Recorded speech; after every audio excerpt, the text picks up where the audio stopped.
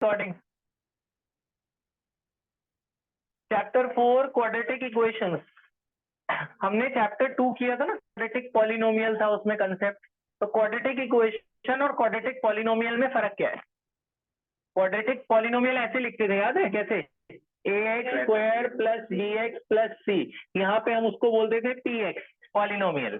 जब इक्वेशंस आ जाता है तो ये px नहीं होता, इक्वल टू 0 हो जाता है। बस इक्वेशन में LHS RHS दोनों होते हैं, ठीक है। इसे क्वाड्रेटिक इक्वेशन कहते हैं जी। जिसमें x की मैक्सिमम पावर कितनी है? 2। जिसमें x की पावर 2 होती है उसे क्या कहते हैं? Quadratic equation. अब इस चैप्टर का पहला टॉपिक, ये तो क्वाड्रेटिक इक्वेशन ऐसी दिखती है। पहला टॉपिक बेटा, क्वाड्रेटिक इक्वेशन को सॉल्व करने के पहले 3 मेथड हुआ करते थे। अब 3 में से एक डिलीट हो गया तो बचे हैं 2 आपके कोर्स में। वो दोनों मैं इसी साथ बता रहा हूँ, इसी रिकॉर्डिंग में।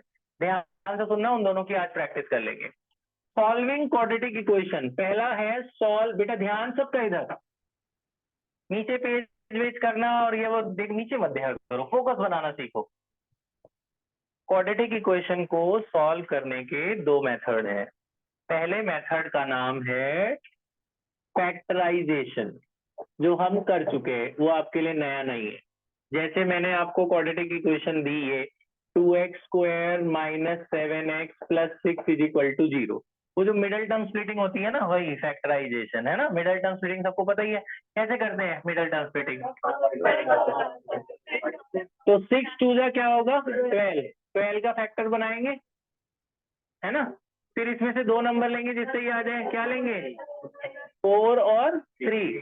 तो 2x स्क्वायर माइनस 7x है तो क्या लेंगे? Minus 4x minus 3 equal to 0, यही लेंगे। अच्छा, अब दो में कॉमन लो, इन दोनों में क्या कॉमन आ रहा है? 2x। तो यहाँ क्या बचेगा? x minus 2। इन दोनों में क्या कॉमन है? 3। क्या बचेगा? x minus 2। आ रही बात समझ में? ठीक है, इक्वल टू क्या हो गया? 0। ठीक है, आज मैथ्स ही है ना। हाँ, मैं सोचा आज साइंस हो कहीं। अच्छा, तो इन दो में हमने कॉमन ले लिया, यहाँ से 2x कॉमन, यहाँ से 3 कॉमन। तो यहाँ से 2x जब कॉमन लिया, यहाँ x बचा, यहाँ माइनस 2, यहाँ से 3 कॉमन, ये तो पता ही है ना आप लोगों को। अंदर का साइड सुन लिखो, तो यहाँ से प्लस माइनस प्लस क्या हो गया? माइनस। अब देखो ये कॉमन आ गया x माइनस 2, तो एक x माइनस 2 कॉमन है, एक 2 आपका x माइनस 2 जब कॉमन आया, यहाँ 2x बचा, यहाँ 3 इक्वल टू 0। तो एक बार पहला फैक्टर इक्वल टू 0, एक बार दूसरा। तो यहाँ से x की वैल्यू क्या निकली? 2, और यहाँ से x की वैल्यू क्या निकली? 3/2। ये बात समझ में आ गई? ये आपने करा हुआ है, कुछ नया नहीं है। अच्छा, अब दूसरा मेथड देखो, सेकेंड मेथड। सेकेंड मेथड यहाँ बेटा दिख रहा है, क्या नाम है सुरभि, ये दिख रहा है बेटा? ये चलो, तो पहला है बेटा फैक्टराइजेशन। कई बार ऐसा होता है बच्चों से ना फैक्टर नहीं बनते, मिडल टर्म स्प्लिट नहीं होती, तो वो लोग दूसरा मेथड लगाएं। पेपर में कोई भी लगा सकते हो, ऐसा लिखा नहीं होता कि इससे करो। क्वाड्रेटिक कई बार लिखा हो। ये जो दूसरा मेथड है इसका नाम है क्वाड्रेटिक फॉर्मूला। क्वाड्रेटिक फॉर्मूला भाई, क्वाड्रेटिक फॉर्मूला। ये क्वाड्रेटिक फॉर्मूला क्या होता है बेटा? बोर्ड की तरफ ध्यान, इधर उधर नहीं देखना phone. Quadratic formula, quadratic formula बताने से पहले ये होता है quadratic formula, x is equal to minus B plus minus root D by 2a। ये क्वाड्रेटिक फॉर्मूला कहते हैं इसे। तो इसमें आपको ए बी सी तो पता ही है, ये a होता है, ये b होता है, ये c होता है। एक और चीज होती है, उसे कहते हैं डिस्क्रिमिनेंट। एक टर्म है, उसे डिस्क्रिमिनेंट कैपिटल डी से डिनोट करते हैं। डी का ये फॉर्मूला होता है बी स्क्वायर माइनस 4ac। ये एक्स्ट्रा है, हमें याद रखना है। इसमें बेटा 3 केसेस हैं, आप बाद में लिख लेना। पहला, अगर डी 0 से बड़ा आए। दूसरा केस है अगर डी इक्वल टू 0 आए। और तीसरा केस है अगर डी माइनस में आए। अगर डी लेस देन 0, लेस का मतलब माइनस में, 0 से बड़ा मतलब प्लस, है ना। अगर प्लस आए तो उसको बोलते हैं रियल एंड डिस्टिंक्ट रूट्स। इसके मतलब मैं अभी बताऊंगा, अभी बाद में आप लिख लेना। इसका मतलब पता क्या है? ये जैसे ये वाला क्वेश्चन है, इसके दोनों आंसर अलग अलग आ रहे हैं ना, तो इसे बोलते हैं डिस्टिंक्ट रूट्स। इसे बोलते हैं रियल एंड डिस्टिंक्ट, जिसके दोनों x की वैल्यू अलग अलग आए उसे क्या बोलते हैं, रियल एंड डिस्टिंक्ट। जिसका d 0 आता है उसके दोनों आंसर सेम आते हैं, जैसे ये 2 आ रहा है तो वो भी 2 ही आएगा, तो उसको बोलते हैं रियल एंड इक्वल रूट्स। उसको क्या बोलते हैं, रियल एंड इक्वल रूट्स। जिसका d माइनस में आता है उसको बोलते हैं इमेजिनरी रूट्स। ये है क्या, इनके बारे में भी बात करेंगे, आप लिख लेना अभी। अभी मैं आपको एक क्वेश्चन करके दिखाता हूँ। अब मान लो यही सेम क्वेश्चन है, ठीक है, और बोला क्वाड्रेटिक फॉर्मूला से करो। सेम क्वेश्चन है, क्वेश्चन क्या है, 2x square minus 7x plus 6 is equal to 0। बोला इसको इससे करके दिखाओ क्वाड्रेटिक फॉर्मूला से, आंसर सेम आता है, चाहे इससे करो चाहे उससे करो। तो क्वाड्रेटिक फॉर्मूला भी आपको आना चाहिए। तो क्वाड्रेटिक फॉर्मूला के लिए सबसे पहले वो a b और c ढूंढेंगे ना। a क्या होता है, जो एक्स स्क्वायर के साथ लगा है, एक्स स्क्वायर के साथ क्या लगा है 2, और b होता है जो x के साथ लगा है, और c होता है तीसरा नंबर, है ना। a b c, a b c के बाद d ढूंढना। a b c के बाद क्या निकालना है, d। d का क्या फॉर्मूला याद कर लो, d का क्या formula, b square minus 4ac।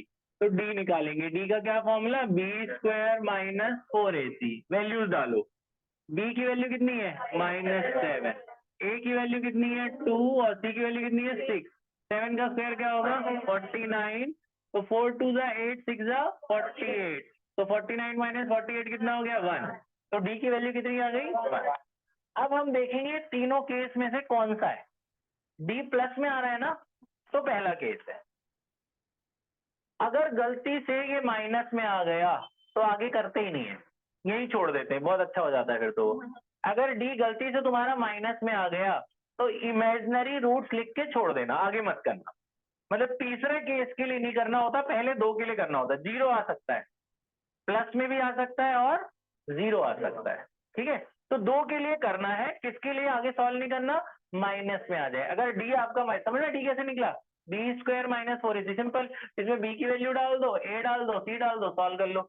अगर b तो प्लस में आ रहा है तो आगे कैसे करना है, 2 कॉलम बना लेना।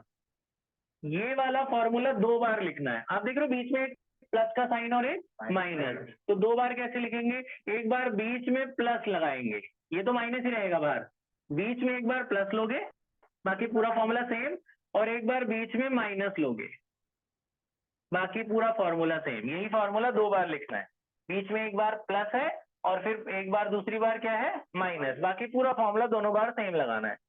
अब बस वैल्यू पुट कर दो, यही दोनों आंसर आएंगे। वैल्यू पुट करते हैं सारी।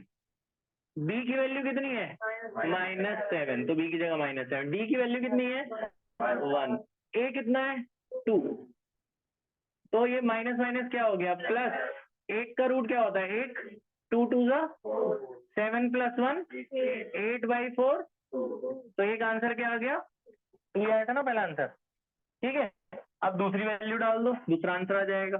b की वैल्यू कितनी है -7, d की वैल्यू कितनी है 1, a की वैल्यू कितनी है 2, तो ये हो गया माइनस माइनस प्लस, 1 का रूट 1, 2 2 जा 4, तो 7 माइनस 1 क्या हुआ 6, कटेगा 2 से 3 से, है ना, 2 3 जा 3 2 जा 2 2 जा, तो x का आंसर दूसरा कितना आया, दूसरा भी वही है। तो ये मेथड बहुत अच्छा इसलिए है उन लोगों के लिए जिनको ना, जिनसे फैक्टर नहीं बनते, लेकिन आने चाहिए तुम्हें, लेकिन कई ऐसे क्वेश्चन होते हैं उसका फैक्टर बनते ही नहीं है, उसको आप इस मेथड से कर ही नहीं सकते पहले से, तो उसको दूसरे से ही करना पड़ेगा। तो क्या करना है पहले ए बी सी ढूंढने के बाद क्या ढूंढना है डी का क्या formula B square minus 4ac, इसमें वैल्यूज डालनी है तो तुम्हें डी मिल जाएगा।